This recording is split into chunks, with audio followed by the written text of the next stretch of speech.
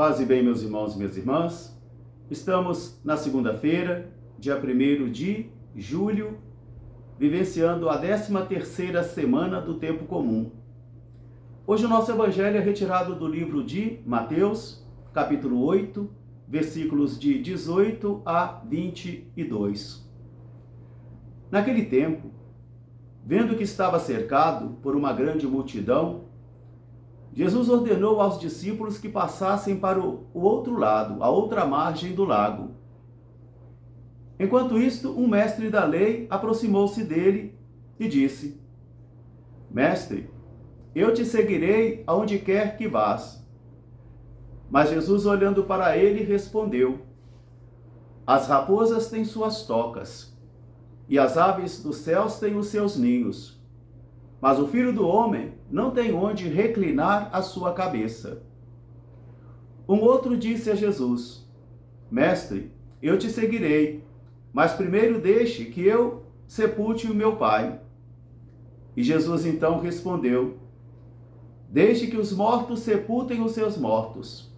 Quanto a ti, vem e segue-me. Palavra da salvação. Meus irmãos, minhas irmãs, novamente nós estamos diante da palavra de Deus.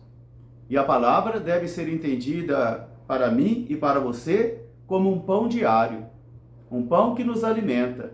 Porque, como nos ensinou Jesus, o homem não vive somente de pão, mas de toda a palavra que sai da boca de Deus. E recorrer cotidianamente à palavra de Deus é deixar-se tocar por esta palavra, é alimentar-se por ela, para que assim ela possa ir transformando os nossos dias e também possa ir convertendo as nossas vidas a conta-gotas, porque o processo de conversão é uma grande batalha espiritual da vida inteira.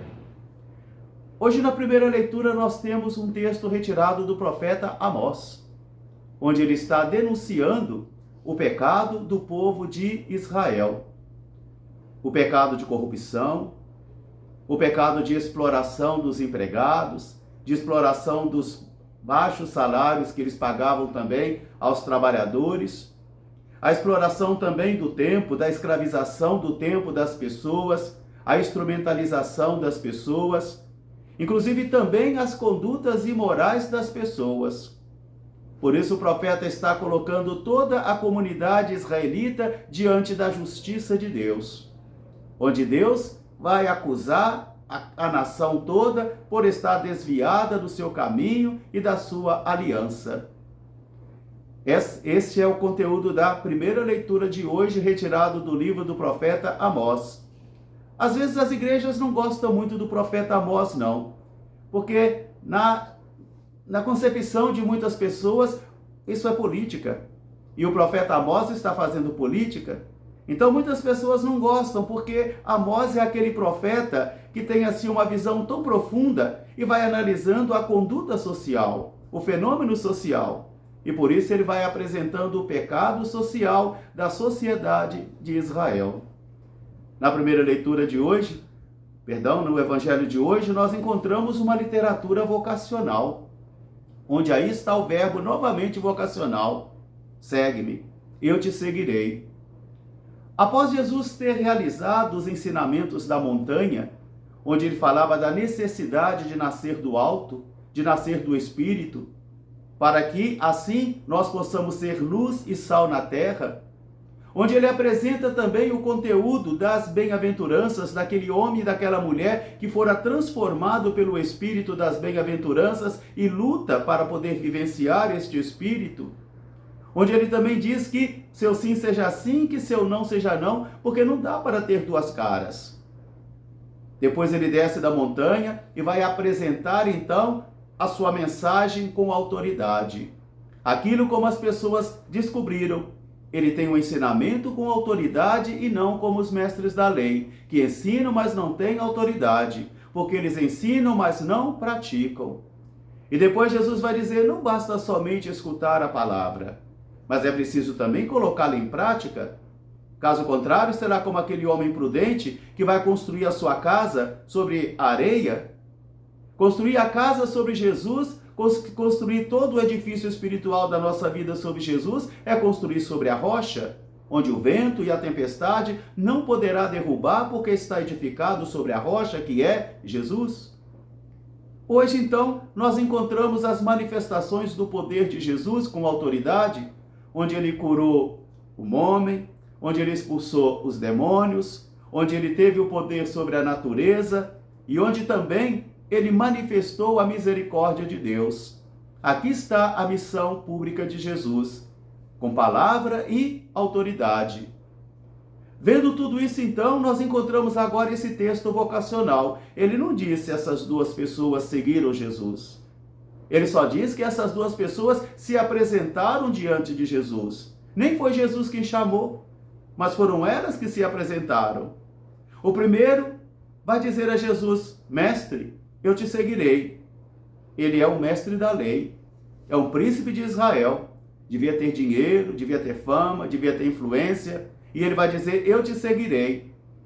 E Jesus, utilizando então uma figura de linguagem para demonstrar a necessidade do desprendimento, da pobreza e da insegurança da missão, vai dizer para ele: as raposas têm suas tocas e as aves dos céus têm os seus ninhos, mas o Filho do Homem não tem onde reclinar a cabeça. Quer dizer, se aquele ou aquela quer seguir a Jesus em busca de enriquecimento, em busca de poder e em busca de segurança, está no caminho errado. Está compreendendo a coisa errada. Porque Jesus diz a esse mestre da lei nesse momento da necessidade do desprendimento, da necessidade de uma vida pobre e também de levar esta vida de insegurança, de não sabermos como serão as coisas. Aquele e aquela que estiver aprisionado na sua segurança pessoal, na sua busca de poder e na sua busca de enriquecimento, dificilmente terá tempo para servir ao Senhor. Irá servir-se dele, servir-se do Evangelho, enriquecer-se a partir do Evangelho, dar aquilo que obtém à sua família a partir do Evangelho, mas o coração estará distante. Agora, depois disso, um outro vai apresentar laços afetivos. Ele diz: Senhor, eu te seguirei, mas primeiro deixe que eu vá enterrar o meu pai. Jesus usa uma palavra dura, dura. Deixe que os mortos enterrem os seus mortos. Será que Jesus é insensível assim? Eu creio que não. Eu creio que é aquela imagem de morte que está lá presente no texto do filho pródigo, quando o pai diz: esse meu filho estava morto e hoje vive. Quer dizer, uma pessoa pode ter vida biológica, pode ter vida humana e está morta para as coisas de Deus, morta para a vida do Espírito. Como também o anjo vai acusar a igreja do Apocalipse. Você pensa que está vivo? Não, você não está vivo, você está morto. Você só respira, você age, mas você está morto. Quer dizer, aos olhos de Deus você está morto. Segundo o Espírito de Deus você está morto.